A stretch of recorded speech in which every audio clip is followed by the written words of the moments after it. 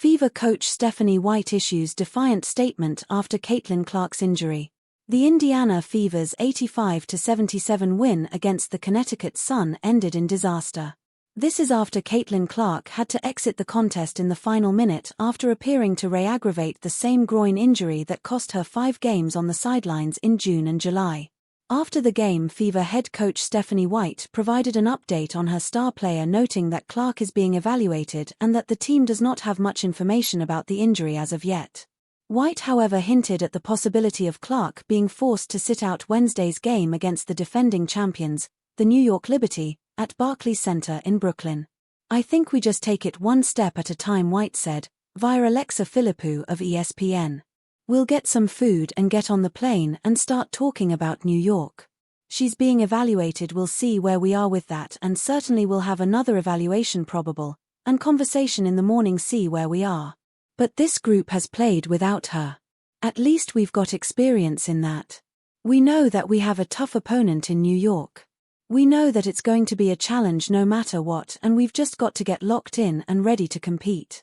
White hasn't confirmed anything about Clark potentially sitting out for another extended period, but what is clear is that she remains confident in the ability of her team to compete even without their best player on the floor. During Clark's most recent injury spell, the Fever went 3-2, which included their Commissioner's Cup championship win against the league-best Minnesota Lynx. There's no denying that the Fever are a more dangerous side with Clark in the picture, but they have also proven that they are still a very potent threat without her. Caitlin Clark injury fuels doctors' public criticism of Indiana Fever's medical staff. Caitlin Clark's groin has officially become the most overworked muscle in Indiana since Reggie Miller's shooting wrist. After dropping dimes for most of the night, Clark ended the Fever's 85-77 win over the Connecticut Sun by grabbing her groin. Again.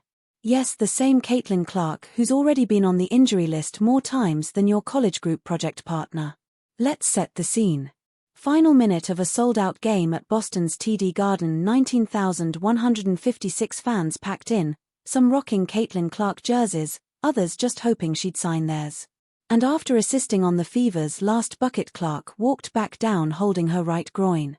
Aliyah Boston tried to console her, but Caitlin Clark did what most of us do when Excel crashes before we save. She banged her head on the basket stanchion hard. Then covered her head with a towel on the bench, fighting back tears. No TikTok dramatics here, just real frustration. Coach Stephanie White delivered the classic coach speak after the game: "No update. Just felt a little something in her groin," she said, adding they'd get it evaluated and see what happens. Translation: they're probably Googling it too.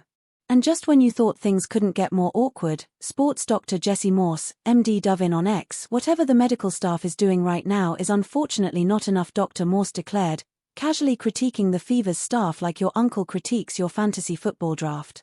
He explained that groin strains are slow to heal, easy to re-injure, and direct, quote, "constantly required for anything involving the legs." Yes, doctor, thanks for that anatomy nugget. Also, he suggested stem cell injections because apparently Caitlin's groin is now an NFL running back.